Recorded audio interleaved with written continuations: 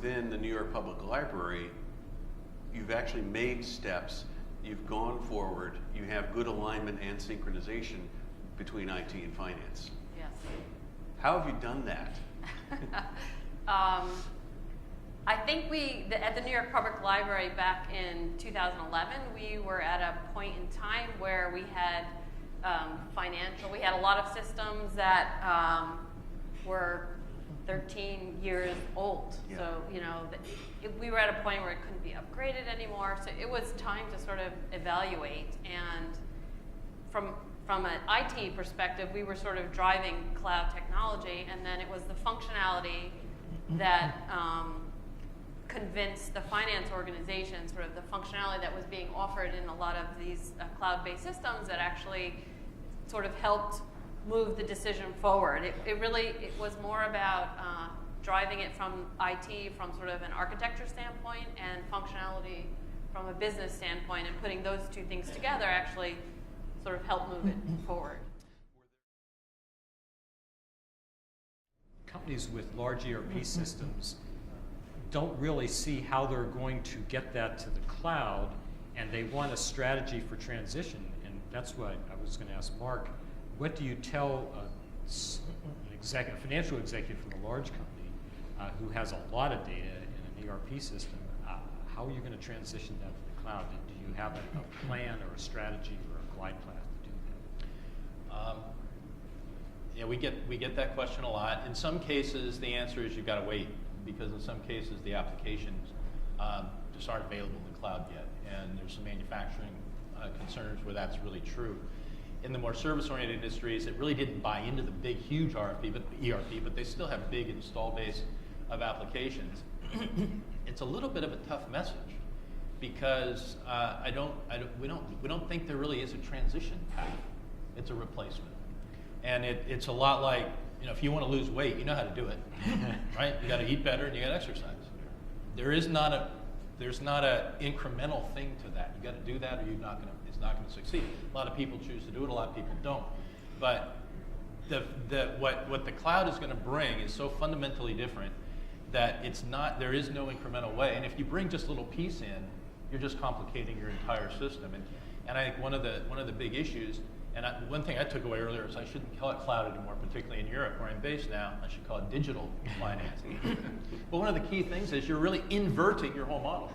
In the classic financial ERP world, you've got sort of the general ledger is central, and you pull stuff out of that into data warehouses to do reporting. If you're really going to do this from a digital, I'll call it cloud perspective, you got to invert that. And you got to make your accounting derivative of your transaction data. Nobody's set up that way. And so if you're really going to bite off this, you've got to change, you've got to fundamentally change it all, which means when we counsel people, we're saying look for that time in your life cycle of your systems where you've got that opportunity. And whether it's a big upgrade, or whether your vendor cancels support, or whether you've got some acquisitions that don't fit in your current system, and you've got to open your system and open your wallet for that particular project anyway, that's the time to take advantage of that and start to look at it from a bigger perspective. Because that's a I good don't point. think there is a middle ground. Mention upgrade, and that'll get their attention. They know how much that upgrade's going to cost. And when people reach for their wallet relative to their systems, they're open for different thinking. And that's my best advice, is when you do hit that, though, look at different options, because you don't have to just keep doing the same thing.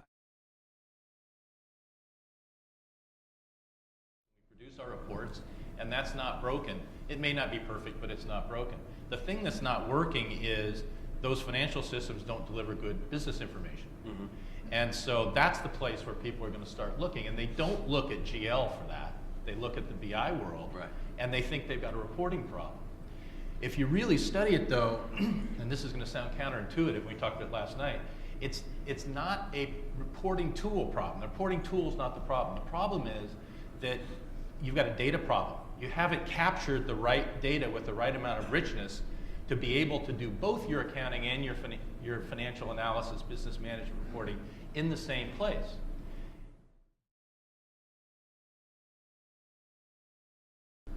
We did go into the digital with both our financials and our human capital systems. And 5 years ago, if you want to go explain, was it a big change? you want to explain that one to an auditor, good luck.